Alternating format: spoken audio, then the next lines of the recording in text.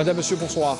Merci de nous rejoindre. À la une de l'actualité, le ministre des Affaires étrangères, Abdelkader Messahel, représentant le président de la République, a exposé ce mardi à Davos, en Suisse, l'expérience algérienne dans le domaine de la lutte contre le terrorisme et de la déradicalisation et de la promotion des valeurs du vivre ensemble, de la tolérance et de la réconciliation. On reviendra sur son intervention en début de journal.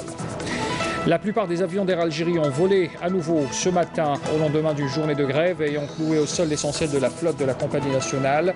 La grève avait été suspendue, il faut le rappeler, hier en début de soirée, mais le syndicat national du personnel navigant commercial annonce dès ce matin son intention de déposer un nouveau préavis. Les Algériens et les Angolais se retrouvent demain à Libreville, au Gabon, à 15 h à l'occasion des quarts de finale de la Coupe d'Afrique des Nations de handball. 2 ans après leur confrontation en petite finale au Caire, qui avait privé les Verts du championnat du monde en France, on retrouvera l'entraîneur national. Et puis on parle également, vous le voyez à l'image, du tirage au sort pour la Coupe d'Algérie, pour les 16 équipes qui doivent donc participer à ces 8e de finale de la Coupe d'Algérie, bien sûr avec un premier choc. On en parlera tout à l'heure en direct avec Abdelhakim Keshroud, un premier choc CRB-MCA, avec tous les détails. Tout à l'heure, on y reviendra. Bienvenue à tous. Pour commencer d'abord ce journal, le ministre des Affaires étrangères, Abdelkader Messahel, a exposé ce mardi à Davos en Suisse l'expérience algérienne dans le domaine de la lutte contre le terrorisme, de la déradicalisation et de la promotion des valeurs du vivre ensemble, de la tolérance et de la réconciliation. Bien sûr, cette intervention entre dans le cadre de sa participation aux travaux de ce Forum économique mondial. Il représente le président de la République, Abdelaziz Bouteflika. Abdelkader Messahel a pris part en tant que panéliste à cette session consacrée à la situation en Afrique du Nord et au Moyen-Orient, où il est longuement revenu sur l'expérience algérienne en matière de lutte contre le terrorisme. Il avait abordé notamment la thématique centrale de la rencontre. Le ministre avait indiqué que l'Algérie a fait face à de nombreux défis découlant de la situation prévalente dans son environnement géopolitique. Et puis ce pays, l'Algérie, qui a su et qui a réussi à surmonter ces difficultés en raison notamment de l'expérience acquise dans le cadre de la lutte contre le terrorisme et l'extrémisme violent. D'autre part, Abdelkader Messahel a exposé aussi la vision algérienne quant à la résolution des conflits que connaît la région Afrique du Nord et Moyen-Orient, à travers la promotion de la solution politique basée sur le dialogue et la réconciliation nationale. Messahel a souligné que les conflits et les crises au niveau économique ont déjà réduit de 50% les taux moyens de croissance enregistrés à fin 2011. Il cite aussi un rapport du PNUD. Chef de la diplomatie avait indiqué que le monde arabe, qui abrite 5% de la population mondiale, a subi en 2014 déjà 45% des attentats les plus graves au monde et déplore aussi 68,5% de cas de décès liés à ces conflits. Le président du Conseil constitutionnel, Mourad Medelsi, prendra part à partir de demain à Durban, en Afrique du Sud, à la 9e réunion du bureau de la conférence des juridictions constitutionnelles et africaines. Les participants aux travaux se pencheront 2 jours durant sur les questions liées aux activités de la CJCA, qui compte désormais 45 juridictions. L'école des cadets de la nation, Shahid Mohamed Gourin Al-Arwat, vient d'organiser une visite dans ses locaux pour la presse nationale. L'initiative vise la consolidation des relations de l'école des cadets de la nation avec son environnement. Yasmine Chouir. L'école des cadets Shahid Mohamed Gourin Al-Arwat a reçu une délégation représentant différents médias nationaux, et ce dans le cadre d'une visite guidée qui a débuté par l'allocution du commandant de l'école. Au nom du général-major commandant de la 4e région militaire, en mon nom et celui de tout le personnel de l'école Shahid Gourin Mohamed, je suis fier de vous recevoir en ce jour. C'est un grand plaisir pour nous que de vous accueillir dans l'enceinte de cette forteresse et de ce lieu de savoir que le ministère de la Défense nationale a voulu un site de formation de la future génération des protecteurs de la nation. L'école, qui a ouvert ses portes en septembre 2015, dispense une formation du cycle moyen en conformité avec le programme dessiné par le ministère de l'Éducation nationale. Rajoutez à cela une formation paramilitaire adaptée. Cette action entre dans le cadre de l'application du plan de communication de l'armée nationale populaire. Elle a pour but, et ce à travers les différents canaux des médias nationaux, de démontrer à la population et particulièrement aux parents le potentiel et l'évolution que nous avons atteint au niveau de l'école. Une visite qui s'est poursuivie dans l'enceinte du département pédagogique, avec ses différentes salles de formation, à l'outil informatique et à la connexion Internet, ou ses salles d'apprentissage des langues étrangères ou encore des sciences naturelles et de physique. Un équipement de qualité pour une formation de qualité au plus grand plaisir des cadets. L'école recèle des moyens pédagogiques de qualité, des moyens modernes qui nous permettront non pas seulement de réussir, mais de nous surpasser et d'être plus performants. En ce qui concerne l'aspect humain, il y a ici une ambiance familiale soumise à la rigueur. La délégation des médias nationaux s'est rendue sur tous les sites de l'école. Hormis le département pédagogique, elle a pu visiter les différents départements sportifs, de santé ou encore d'hébergement. Les journalistes ont pu faire un constat sur les moyens modernes mis en place et ainsi se faire une idée sur le déroulement du quotidien scolaire du cadet. Nous avons constaté que l'école dispose d'importants moyens pédagogiques, des moyens très modernes, ce qui permettra une formation forte et de qualité aux cadets algériens. Grâce à ce dispositif, il est certain que les élèves pourront faire face aux défis futurs et assurer la construction du pays de manière puissante. Et pour assurer une formation de qualité aux débouchés multiples, le cadet est pris en charge entièrement lors de son cursus scolaire, avec l'accès aux différentes structures et aux moyens qui lui permettront d'accroître ses capacités physiques et intellectuelles. La lutte antiterroriste, on en parle également ce soir. Un terroriste s'est rendu cet après-midi même au niveau des autorités militaires de Tamanrasset en 6e région militaire. Il s'agit de A. Sidi Mohamed alias Abou Ali. Ce dernier avait rallié les groupes terroristes en 2008. À cet effet, l'armée nationale a également récupéré des armes et un véhicule. Il s'agit d'un véhicule tout-terrain aménagé en une base de tir pour mitrailleuses lourdes. Une mitrailleuse lourde de type 12,7 mm a été saisie également. 2 pistolets mitrailleurs de type Kalachnikov, 2 chargeurs garnis pour Kalachnikov, ainsi qu'une grande quantité de munitions de différents calibres, également saisies par l'armée. C'était cet après-midi à Tamanrasset. Le communiqué du ministère de la Défense nationale nous informe également que 9 éléments de soutien aux groupes terroristes ont été arrêtés hier à Batna, et une casemate contenant des outils et des produits chimiques utilisés dans des confections d'explosifs a été découverte à Skikda, c'est ce qu'indique également donc ce communiqué. Par ailleurs, dans le cadre de la lutte contre l'immigration clandestine, des éléments de la gendarmerie nationale et des gardes frontières ont arrêté 34 immigrants clandestins de différentes nationalités à Tlemcen, Sidi Bel Abbas, Larwat, Gherdaya, Bachar et enfin Tindouf. On parle également ce soir de cette reprise, ou plutôt la plupart des vols d'Air Algérie, plutôt des avions d'Air Algérie ont pris leur envol à nouveau ce matin, au lendemain d'une journée de grève ayant cloué au sol l'essentiel de cette flotte de la compagnie nationale algérienne, déclarée, il faut le rappeler, illégale, en référé par la justice algérienne. La grève avait été suspendue en début de soirée d'hier par le syndicat national du personnel navigant commercial algérien. Ce dernier annonce tout de même son intention de déposer un nouveau préavis. Pour ce qui est d'aujourd'hui, l'essentiel des vols matinaux ont décollé, certains avec du retard, pour ne pas changer. On écoute quelques réactions de voyageurs recueillis ce matin.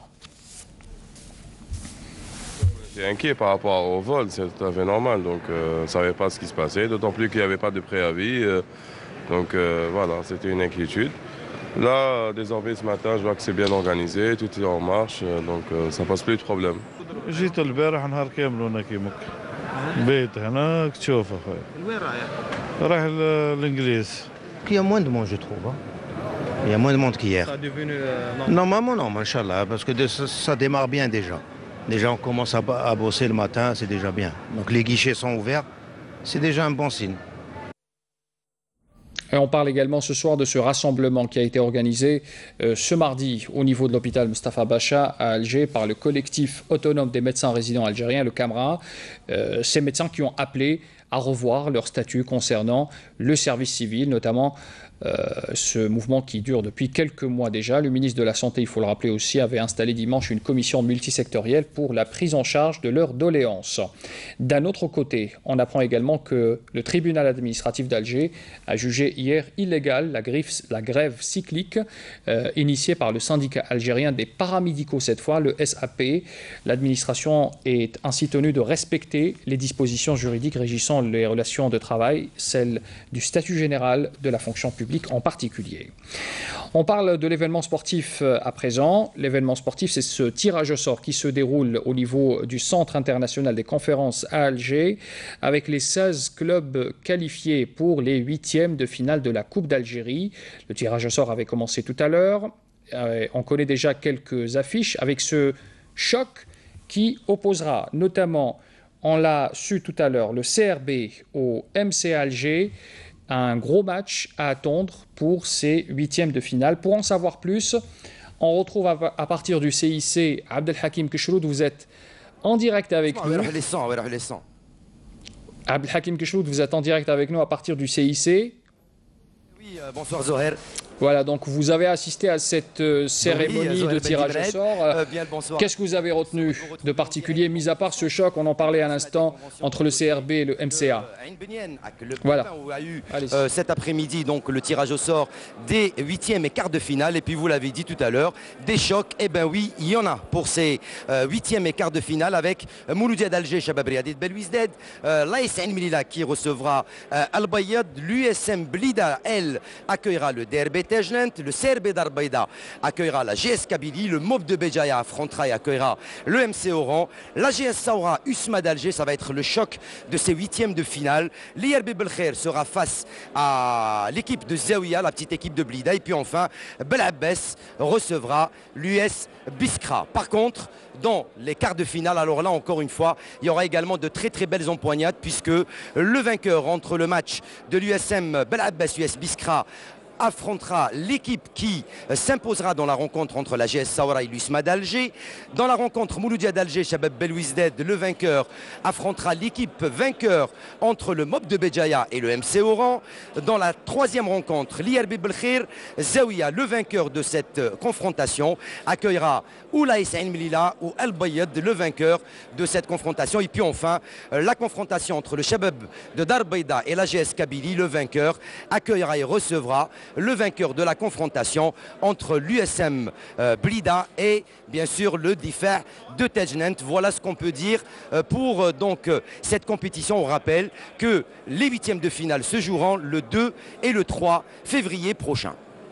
Merci Abdelhakim Keshroud, vous étiez en direct avec nous à partir du CIC. J'espère que vous avez pu retenir quelques rencontres importantes avec ces matchs comptant pour le 8e de finale, mais aussi pour le quart de finale, tirage au sort effectué tout à l'heure vers 18 h.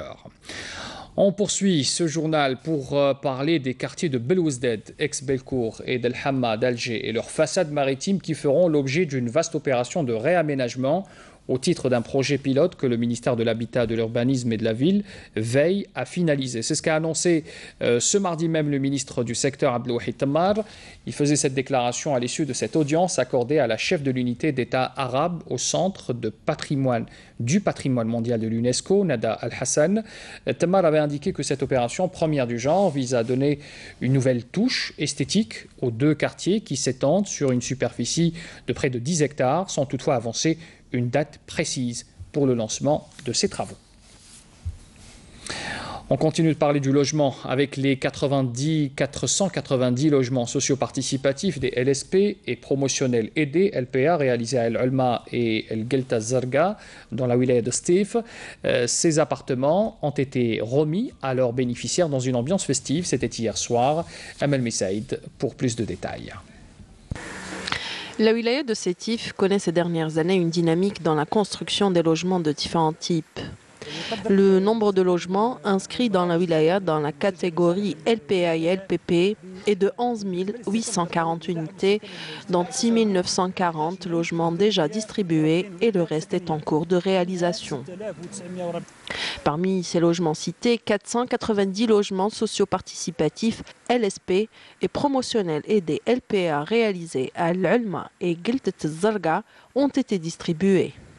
Après 8 ans d'attente, nous avons enfin reçu nos clés. Nous étions à l'étroit. Aujourd'hui, alhamdoulilah, c'est la délivrance. Fini la location, nous avons enfin nos propres maisons. Les quartiers sont aménagés et dotés d'espace et aires de jeu. Et les appartements sont dotés de tout le nécessaire pour un quotidien décent.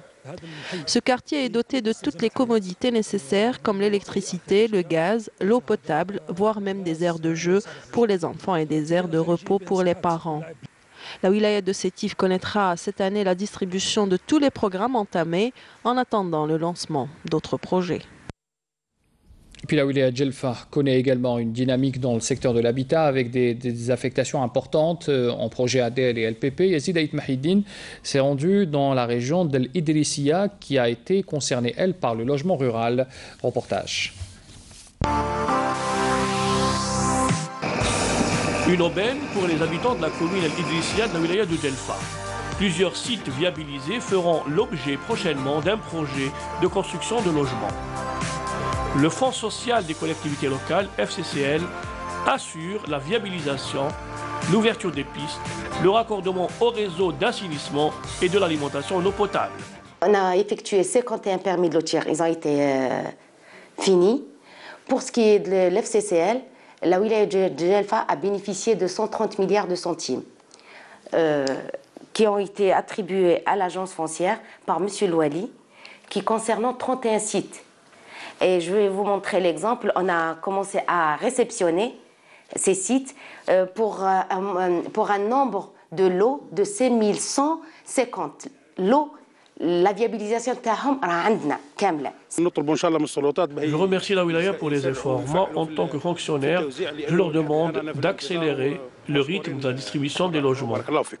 Selon le président de l'APC, le programme de 204 lotissements ne peut satisfaire tout le monde. Donc, on doit attendre encore la réception d'autres lotissements.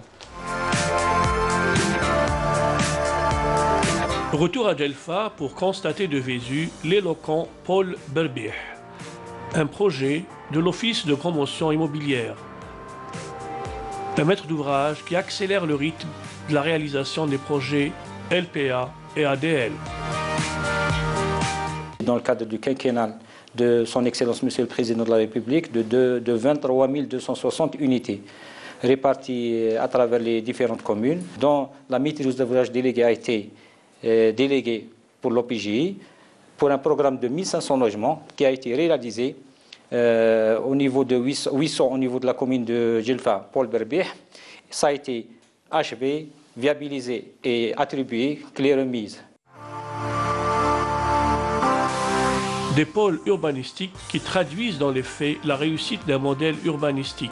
Une offre qui tente tant bien que mal à répondre à une demande de plus en plus croissante. Actuellement, on est en train de finaliser les VRD pour 400 logements à Aoualian ou Sara. Nous avons 100 à Birin, 100 à Bahbah, en plus des 100 logements qui accusent un petit retard au niveau de la commune de Messaad et qui vont être achevés normalement fin premier trimestre. La wilaya de Djelfa vient d'amorcer sa mutation vers un pôle urbain, moderne et connecté.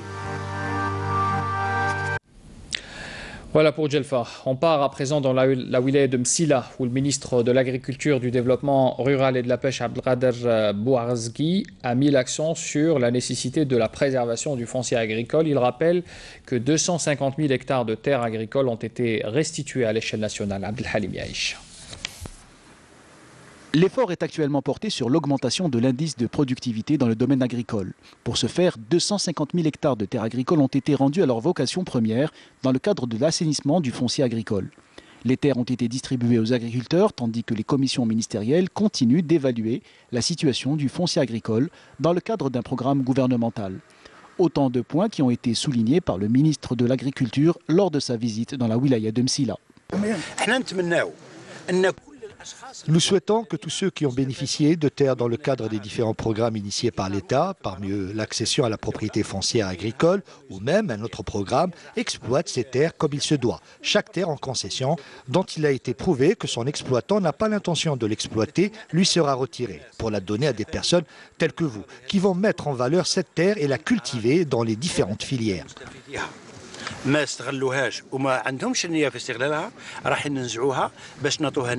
La visite d'inspection a été l'occasion pour le ministre d'inciter la Chambre d'agriculture de développer ses activités à travers des expositions et non être une structure administrative uniquement chargée d'attribuer la carte d'agriculteur.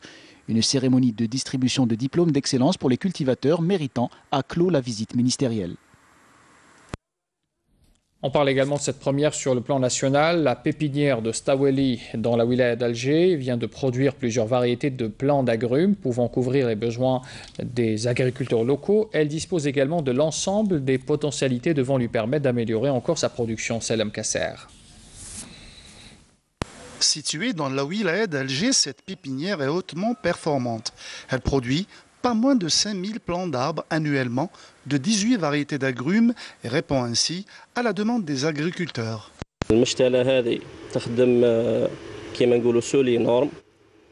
Cette pépinière travaille selon les normes internationales et produit des plants certifiés et contrôlés par le CSCC. Elle couvre la demande de pratiquement tout le territoire national. Elle peut contenir 1 million d'arbres à l'année. Des arbrisseaux d'agrumes sont également cultivés dans cet espace et sont destinés à la décoration seulement.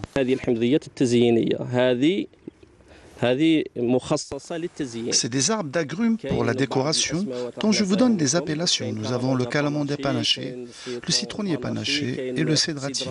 Nous avons environ 10 arbres d'agrumes décoratifs. Ces arbres sont demandés par les gens qui ont des jardins privés. C'est juste décoratif. La surface globale réservée à la culture des agrumes dans la wilaya d'Alger s'élève à plus de 7500 hectares. La production s'élève à 960 000 quintaux annuellement, ce qui place la wilaya d'Alger à la 7e place dans la production des agrumes en Algérie. On revient vers le sport pour parler de handball à présent. Les Algériens et les Angolais se retrouveront demain à Libreville, au Gabon, à l'occasion des quarts de finale de la Coupe d'Afrique des Nations 2018 de handball, 2 ans après leur confrontation en petite finale au Caire, qui avait privé les Verts des championnats du monde en France. L'Angola est un adversaire que les hommes de Sofiane Haïwani auraient pu éviter à ce tour de la compétition, mais la défaite surprise face au Gabon, pays organisateur, lors de la 2e journée, a chamboulé les plans de l'équipe nationale sur le terrain. Les Algériens et les Angolais partiront a priori à chance égale.